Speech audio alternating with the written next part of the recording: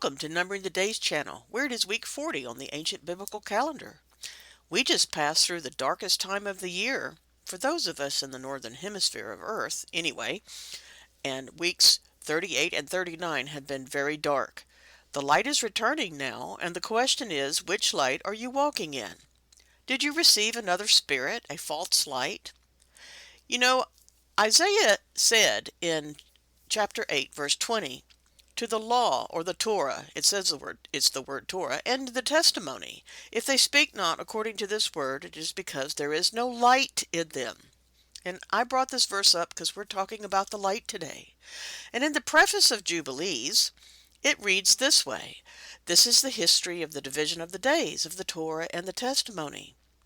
Torah and testimony, just like in Isaiah 8:20, of the events of the years, of their years, weeks, festivals, of the covenant, and of their Sabbaths, and of their Jubilees throughout all the years of the world, as Yahuwah spoke to Moses on Mount Sinai, when he went up to receive the tables of the Torah and of the commandment, according to the voice of Yah, as he said to him, go up to the top of the mountain. Remember the preface of Jubilees, the Torah and the testimony, and the top of the mountain. What was the Torah and the testimony of the Savior Yahusha, Jesus of Nazareth, in Galilee? Was it cutting a tree and bringing it into the family home to decorate and celebrate the lights? I mean, people did that back then. You see, that's not a brand new modern day custom. I think not, because he specifically said he came in the manner of the prophets, and in Jeremiah 10, Yah spoke out against the decorating of trees that's existed for a long time. Jeremiah 10, verses 2 through 4, thus saith Yahuwah, learn not the ways of the heathen, and be not dismayed at the signs of heaven, for the heathen are dismayed at them. For the customs of the people are vain, for one cutteth a tree out of the forest, the work of the hands of the workman, and with the axe. They deck it with silver and gold, they fasten it with nails and hammers, that it move not. Now, was Yahusha instead following the Torah and the testimony, as recorded in the Book of Jubilees, keeping the 364-day calendar passed down from Enoch to Noah, renewed with Abraham and Moses, and found as still being kept in the Dead Sea Scrolls? Numerous copies of the Book of Jubilees were found there. And our most popular video ever is an analysis comparing calendars during the Passion Week, which proved that Yahusha and the disciples are keeping the 364-day calendar found in Jubilees and those other places. Which book, Jubilees, records that the first day of the 10th month, that's the week 40, the top of the mountains were seen, and this day was set as a day of celebration for all of Noah's descendants to come. Tops of the mountains were seen. It turns out that this week, the first day of the 10th month, occurred this week.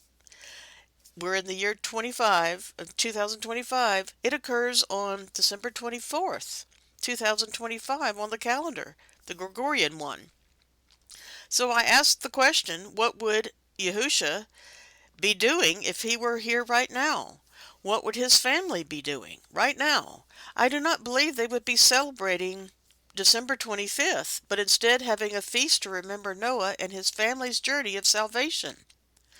While we may not all agree on the exact Gregorian calendar date for month 10 and day 1, and this is due to the differences we have and we're all working with on the intercalation methods, I do know for certain that the people who walk on a narrow path of the Moedim and keep the Sabbaths to be his people are not in their homes this season with decorated trees. Decorating trees, the prophet Jeremiah spoke out against, as this tradition has a long history of being associated with Mystery Babylon, and we were told to come out of that.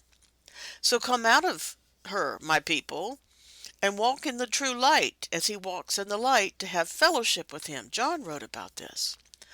You know, Noah on the first day of the 10th month saw the tops of the mountains. And Moses went up to the top of the mountain, Sinai, and received the Book of Jubilees. And Yahusha, Jesus, came, gave his famous sermon on the top of the Mount of Olives.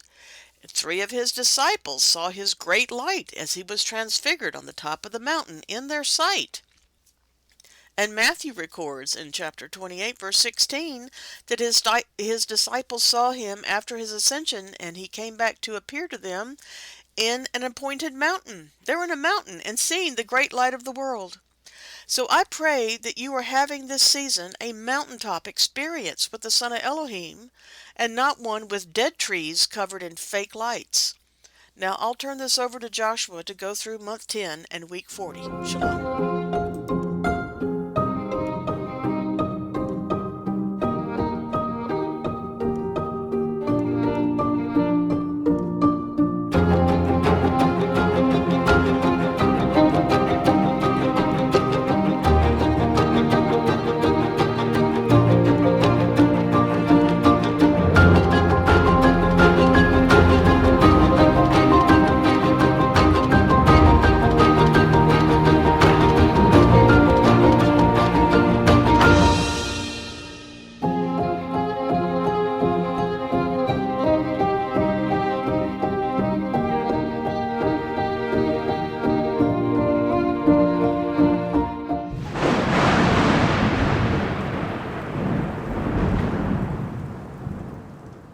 Hello there, this is Joshua, and today is the beginning of month 10.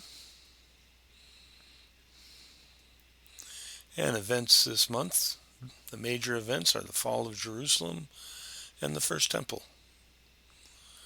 Also, Miriam receives announcement from the angel Gabriel. Just a reminder for the first day of the month to blow your shofar if you have one.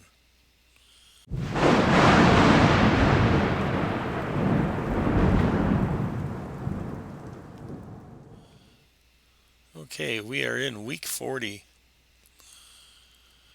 274th day of the year, 4th day of the week. On 10/1, it is a Noah Remembrance Day feast. This is not a Sabbath, it's just a remembrance day. Tops of the mountains were seen. You can read in Jubilees how Noah ordained these as a Memorial Day feast, and thus they were ordained on the heavenly tablets. You can read that in Jubilees.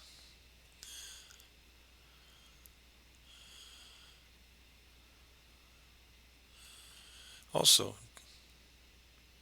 Reuben lays with his father's concubine on this day.